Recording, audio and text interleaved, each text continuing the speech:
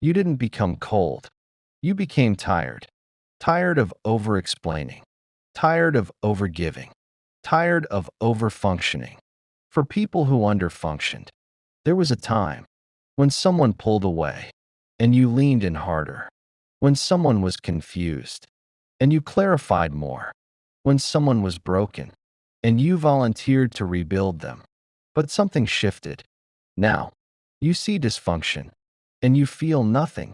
Not cruelty, not superiority, just neutrality. You no longer feel the urge to fix anyone. And that scares you a little. Because fixing used to feel like love. But what if it wasn't love? What if it was survival? There was a version of you who believed if you understood someone deeply enough, you could heal them. If you were patient enough, you could stabilize them. If you loved them correctly, they would finally rise. You saw potential everywhere. You saw wounded little boys inside grown men. You saw trauma behind bad behavior. You saw fear behind inconsistency. And because you are emotionally intelligent, you empathized. Empathy became your superpower and your trap, because empathy without boundaries turns into self-abandonment. You weren't just loving people. You were managing them, regulating them, translating them, absorbing them. You thought that made you strong, but it made you exhausted. You carried conversations. You carried accountability. You carried emotional depth. And when things broke, you carried blame too. Not because it was yours, but because you were used to being the stable one. Fixing gave you purpose. Fixing gave you control. Fixing made you feel needed. And being needed felt like security. But being needed is not the same as being valued. And one day, your body realized that. Before your mind did, you started feeling drained. Around people you used to feel responsible for. You stopped offering advice. Stopped initiating repair. Stopped volunteering solutions. At first, you thought something was wrong with you. Am I becoming detached? Am I less compassionate? No, you were becoming regulated. Regulated people do not rush to rescue. They observe. They assess. They allow adults to be adults. You began noticing something powerful. When you stopped fixing, some people stepped up, others stepped away, and that told you everything. Because the ones who leave, when you stop overfunctioning, were benefiting from your overfunctioning. The ones who rise, when you step back, were capable all along. You just never gave them space to show it. Letting people struggle felt uncomfortable at first. You wanted to jump in, to smooth tension, to prevent fallout.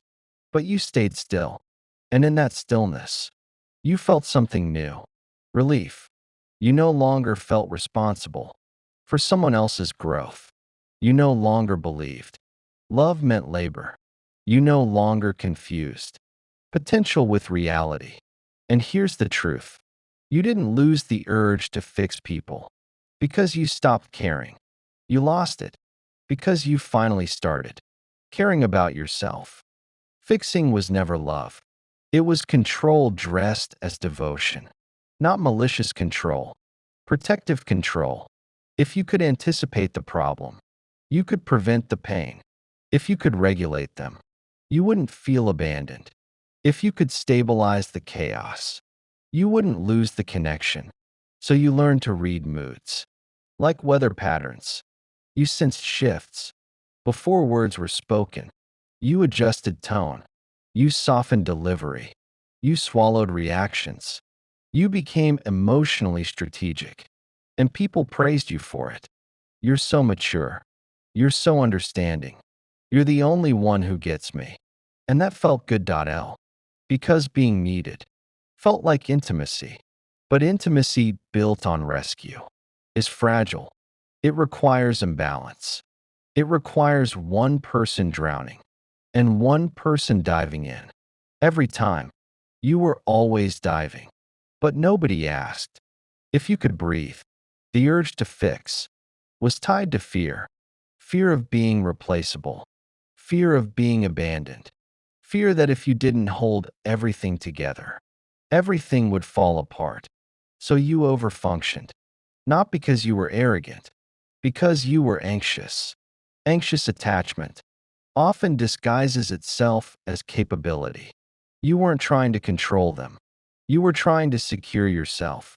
And once you realized that, something softened inside you. You saw the pattern clearly. You weren't loving freely. You were loving defensively.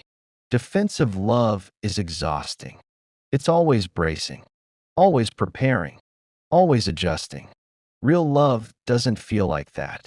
Real love has room for adults to take responsibility, room for discomfort without emergency response, room for mistakes without rescue missions. When you stop fixing, you also stop preventing. You let people miss you. You let them forget to call. You let them fail to show up. And instead of scrambling, you observed. You gathered data. You noticed patterns without interfering. That restraint was growth because you finally trusted something powerful. If someone wants to rise, they will.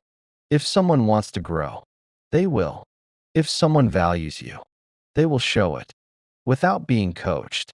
You are no longer a rehabilitation center for potential. You are a reflection, and reflections do not chase. They reveal. Here's what replaced the urge to fix: discernment. Discernment feels quieter.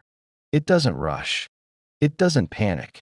It doesn't assume responsibility for other adults' choices. You now understand that someone's trauma explains behavior, but it does not excuse impact. You can empathize without absorbing. You can understand without tolerating.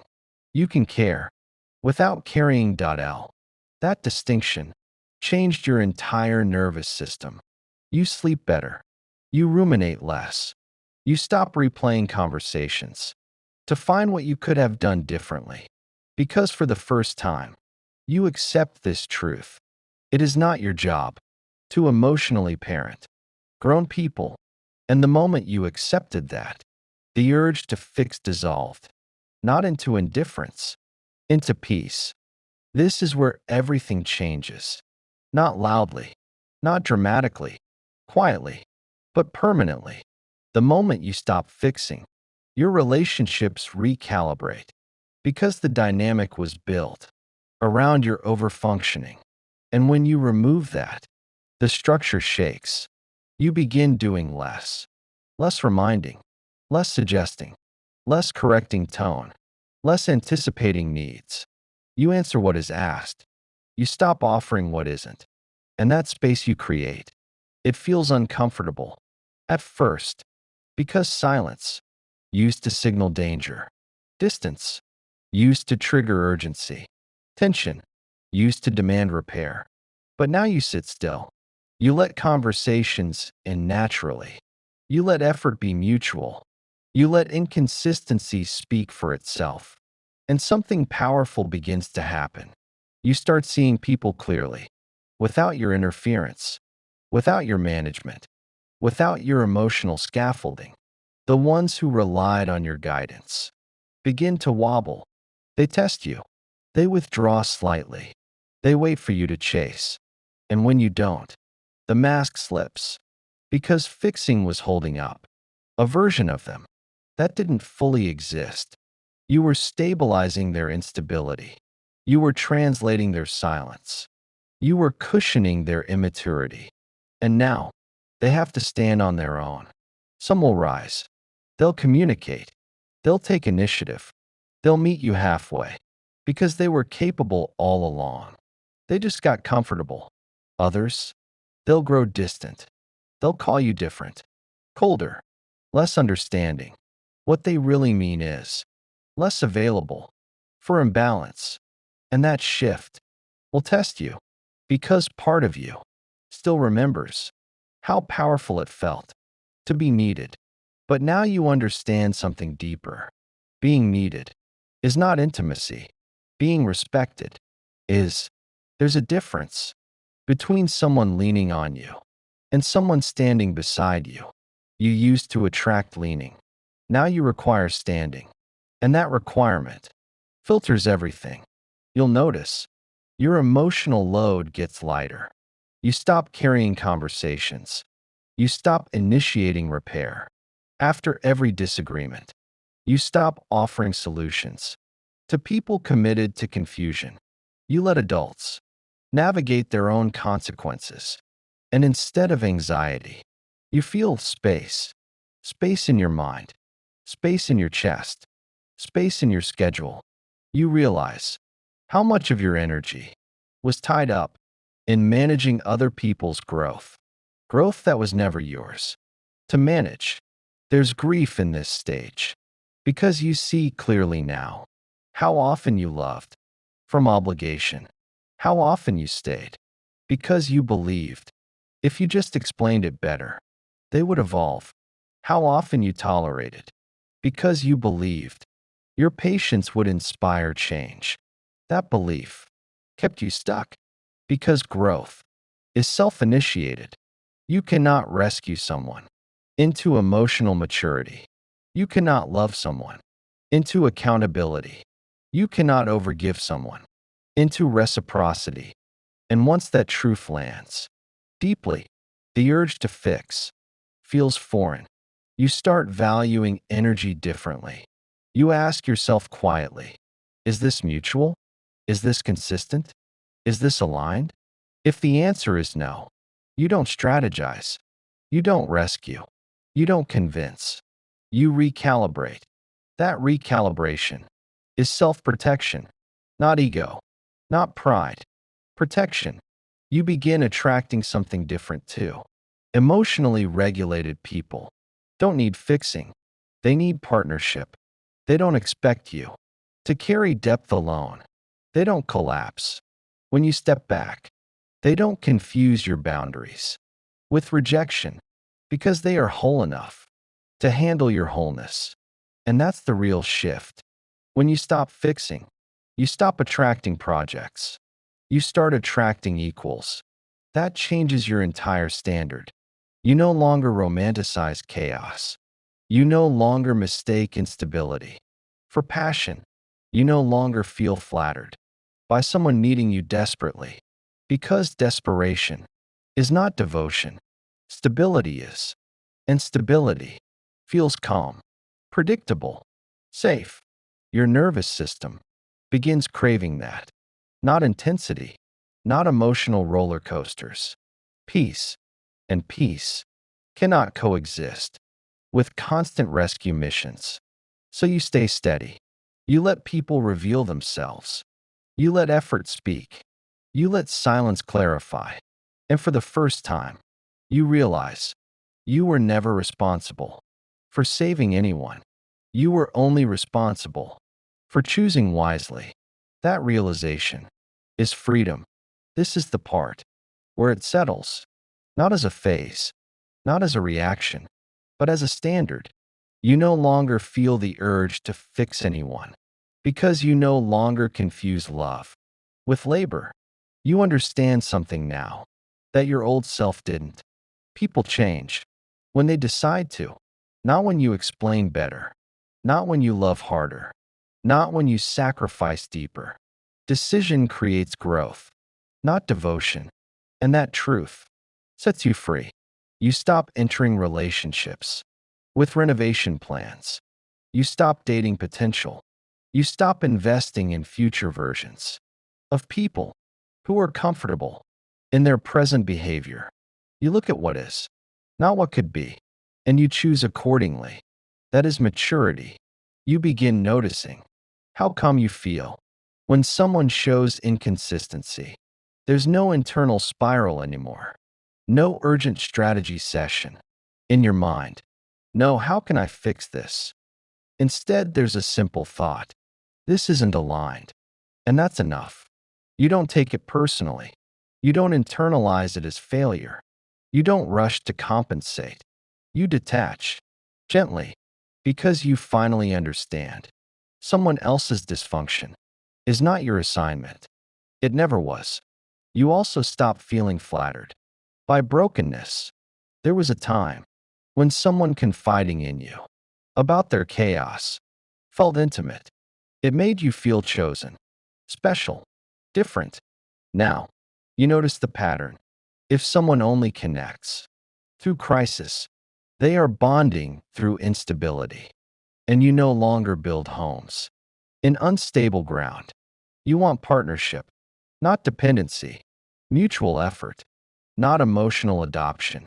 You want someone who can self-reflect without being coached, who can apologize without being cornered, who can regulate without being rescued. And if they can't, you don't train them, you don't tutor them, you don't mother them. You let them go without hatred, without superiority, without speeches, just clarity. Because here's the deepest shift. When you stop fixing others, you start protecting your future. Every hour you used to spend managing someone's emotions now goes back to you, your goals, your peace, your friendships, your rest, your growth.